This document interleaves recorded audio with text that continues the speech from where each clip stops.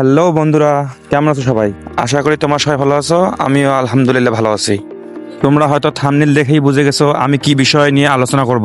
আমরা প্রত্যেকেই চাই নিজস্ব ফোনটিকে অন্যের ফোনের চেয়ে একটু ভালো ও স্মার্ট করে তুলতে। সেটি কিভাবে, চলুন স্ক্রিনে লক্ষ্য করুন। এটার জন্য ফোনটিকে রোটেট করতে হবে, তাই একটু ফোনটিকে রোটেট করে নিলাম। আর ফার্স্ট আপনারা আপনাদের ফোনের প্লে স্টোরে চলে যাবেন। প্লে স্টোরে গিয়ে সার্চ করবেন এখানে ট্রান্সপোর্ট ওয়ালপেপার। লিখে দিচ্ছি আমি, ট্রান্সপোর্ট ওয়ালপেপারের সামনে আসছে। আমি ট্রান্সপোর্ট ওয়ার্ডে ক্লিক করে দিলাম। এখানে তিন নাম্বার অ্যাপসটি আপনারা ফোনে ইনস্টল করে নেবেন। আমার ইনস্টল করাই ছিল, তাই আমি ওপেনে ক্লিক করে দিলাম।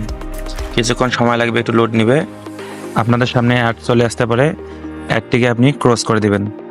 তারপর আপনাদের কাছে কিছু পারমিশন চাবে, সবগুলো অ্যালাউ করে দিবেন।